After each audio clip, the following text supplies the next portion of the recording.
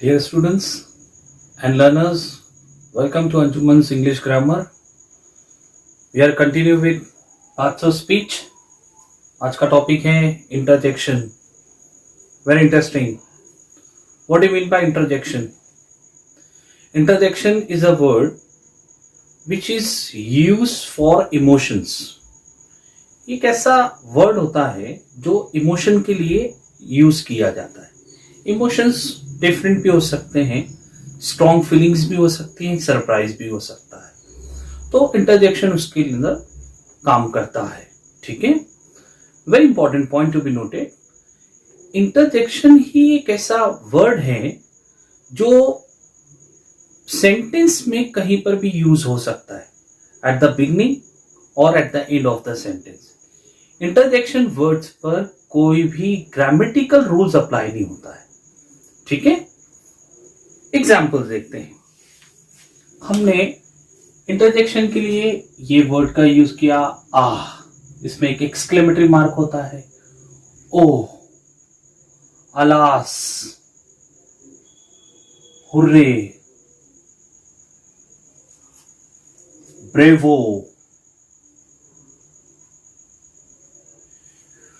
ये सारे वर्ड्स जो है इंटरजेक्शन है. अगर हमको कोई वर्ड लिखना है एक नॉर्मल सेंटेंस में, जैसे हमने लिखा she lost her only son.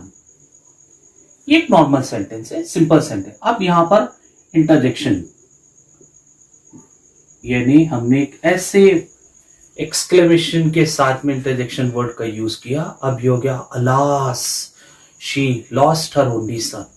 तो इंटरजेक्शन क्या करता है, ये स्ट्रॉन्ग फीलिंग्स को निकालता है या कोई सरप्राइज को निकालता है. ठीक है, एक एग्जांपल और देखेंगे.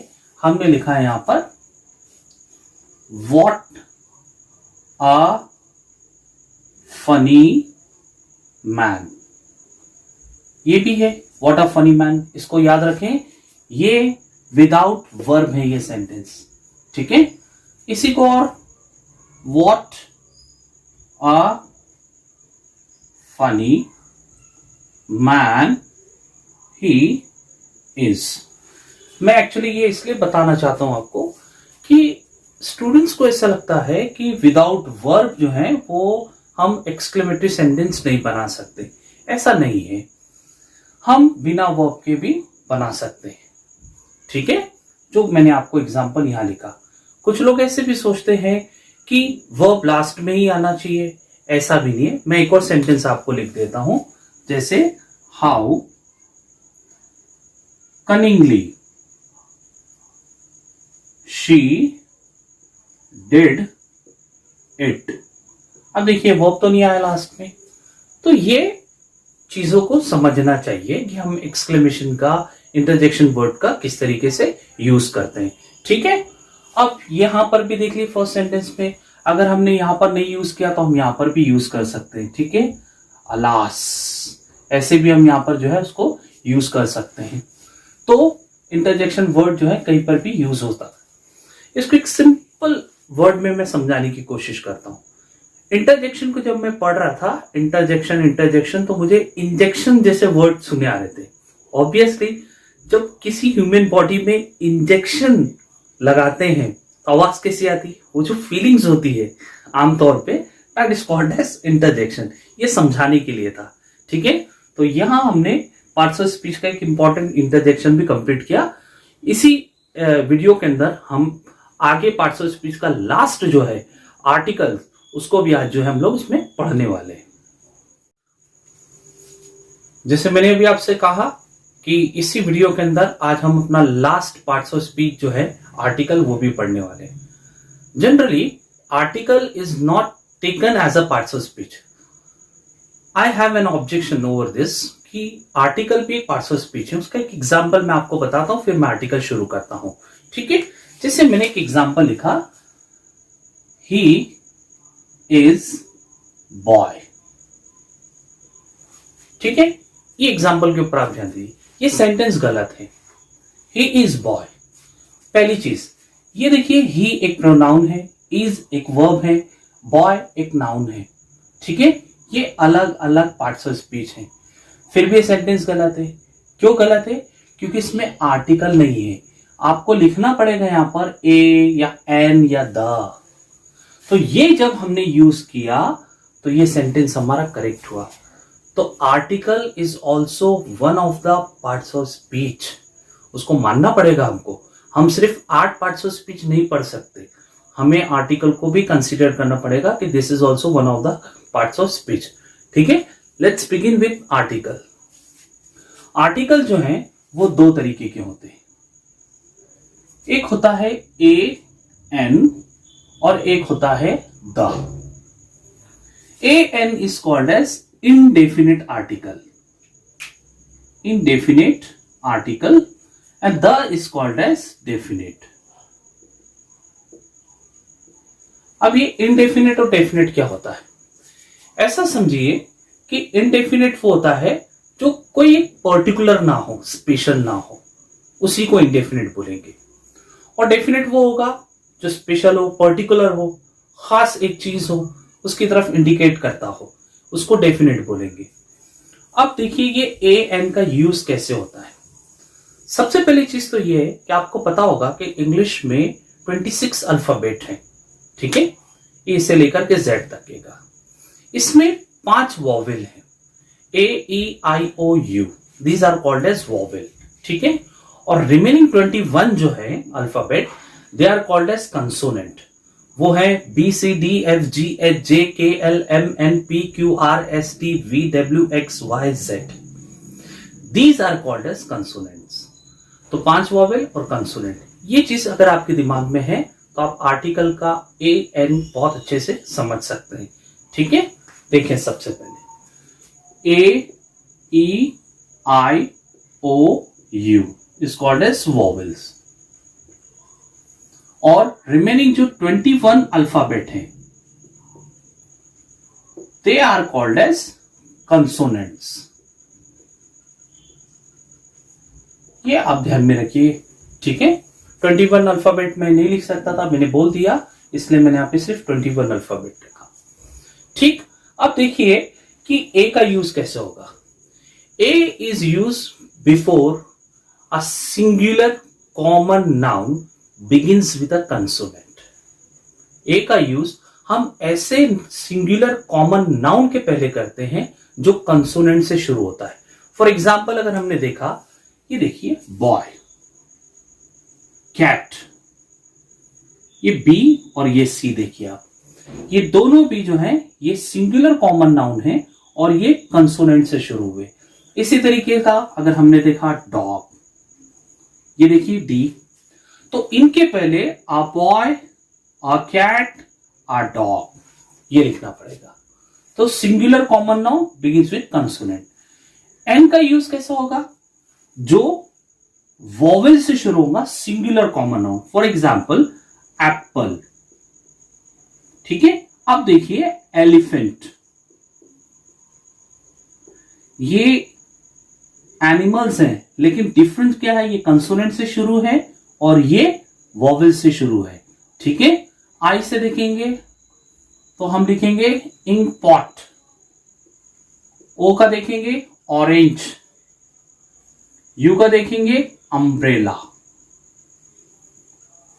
All are called as singular common noun, but the difference between क्या है, ये वॉवेल से शुरू हो रहे, an apple, an elephant, an ink pot, an orange, and umbrella, ये डिफरेंस है। तो 26 अल्फाबेट के अंदर इस तरीके से आपको समझ देना। ठीक है, आगे बढ़ते हैं। एक वर्ड है यूनिवर्सिटी। ये यूनिवर्सिटी जो है वो देखिए यू जो कि वॉवेल है इससे शुरू हो रहा है, तो इसके पहले हम कंफ्यूज ना हो और एन ना लिख दें। नहीं, हम एन नहीं लिखेंगे, ये ए से आएगा, अ यूनिवर्सिटी, इसको समझ लीजिए। कुछ वॉवेल ऐसे भी हैं, कुछ वर्ड ऐसे भी हैं जो वॉवेल से शुरू होते हैं लेकिन उसका साउंड जो है वो कंसोनेंट की तरह आता है। कुछ वर्ड जो वॉवेल से शुरू होते हैं लेकिन साउंड जो है वो कंसोनेंट की तरह आता है, जैसे इनका आ रहा है। तो ऐसे सारे वर्ड के पहले हम अ का यूज करते हैं। एग्जाम्पल और अच्छे से आप देखिए, मैंने यहां लिखा है, आप इसको पढ़िए। ये है यूनिवर्सिटी, और इसको पढ़िए आप अम्ब्रेला, और ये देखिए यू। तो ये डिफरेंस है, यहां पर आप देख रहे हैं यू दोनों भी हैं, वॉवेल है, लेकिन इसका प्रोनाउंसिएशन वॉवेल की तरह हो रहा है, इसका प्रोनाउंसिएशन कंसोनेंट की तरह हो रहा है। जैसे अभी आप देखें, आप इसको प्रोनाउंस करिए और इसको प्रोनाउंस करिए। ये है ऑरेंज, ओ, ठीक है, एंड लगा, और ये है वन, व, यानी शायद वी डब्ल्यू जैसा साउंड जो है कहीं ना कहीं क्रिएट कर रहा है।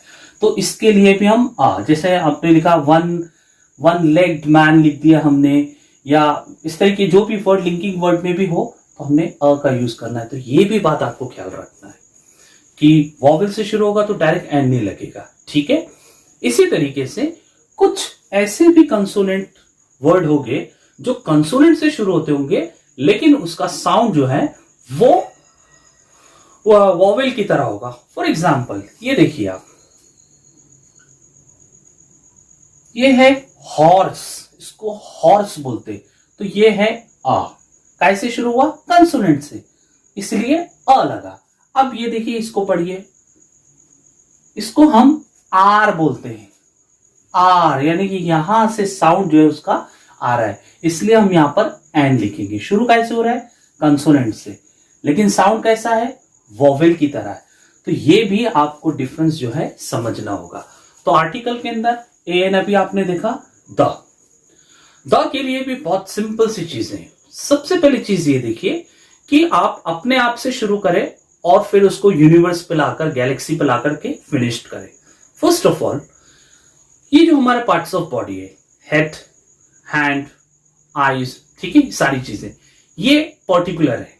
मैं द के लिए एक सिंपल से डेफिनेशन देता हूं कि यूनिवर्स के अंदर जो एक चीज है या मेरी खुद की जो चीज है, उसी के लिए हम द का यूज करेंगे। पर्टिकुलर के लिए हेड मेरा अपना है, हेड द हेड हो जाएगा, हैंड द हैंड हो जाएगा। समझा आपको? इसी तरीके से अब आप बाहर निकलिए, आप सिटी में आइए, सिटी की जितनी भी चीजें आपको पर्टिकुलर दिख रही है, ठीक है, उसके लिए आप द का यूज करेंगे। और आगे जाइए, आप स्टेट पर आइए, कंट्री पर आइए। हम बोलते हैं ना द प्राइम मिनिस्टर, क्यों बोलते हैं? क्योंकि पूरी कंट्री में एक है, द प्रेसिडेंट वो एक होता है। तो जो भी एक सिंगुलर चीज है पर्टिकुलर, उसी के लिए हम द का यूज कर रहे हैं। इसी तरीके से अब आप चलिए स्काई की तरफ में, तो आप देखेंगे द सन, द मून, ठीक है। द स्टार्स नहीं बोलेंगे क्योंकि स्टार्स बहुत सारे, सन एक है, मून एक है, ये पूरा यूनिवर्स एक है, द यूनिवर्स होगा, ठीक है। इसी तरीके से बहुत सारी ऐसी चीजें होती, जैसे रिवर्स की बात करें द गंगा बोलेंगे हम, ओशंस की बात करें the Pacific ocean, the Atlantic ocean, ये बोलेंगे क्योंकि पर्टिकुलर एक है वो। अगर हम कोई मोन्यूमेंट्स की बात कर रहे हैं, the Taj Mahal, the red fort, इस तरीके से हम उसको इंडिकेट करते हैं। ताजमहल भी एक ही है। और आगे चलिए, अगर हम कोई शिप की बात करें, ट्रेन की बात करें, द गीतांजलि ट्रेन एक ही है, द टाइटैनिक ये एक ही है। तो इसके लिए भी हम यहाँ पर द का यूज कर रहे हैं। और देखें आप, मैगजीन्स होती है, न्यूज़पेपर होता है, the Times of India, the Hitavada, ये नाम आते हैं, ठीक है, क्योंकि पर्टिकुलर वो एक है। तो ऐसी और जितनी भी एक चीज है उसके लिए हम द का यूज करते हैं। और आप इसको स्टडी करते रहें तो आपको और अच्छे से इसको जो है वो समझ सकते हैं आप इसको। मैं आपको यहाँ पर पूरी इंफॉर्मेशन दे चुका हूं कि how to use a an और the. And remember one thing, a and the is also a parts of speech. Again I am repeating the same sentence कि ये भी एक पार्ट्स ऑफ स्पीच होता है, ठीक है। तो यहां पर हमारा पूरा पार्ट्स ऑफ स्पीच कंप्लीट होता है। अगले वीडियो से हम लोग जो है वो टाइप्स ऑफ सेंटेंसेस पढ़ने वाले हैं। Thank you very much, thanks for watching, keep loving and do subscribe it. Thank you very much.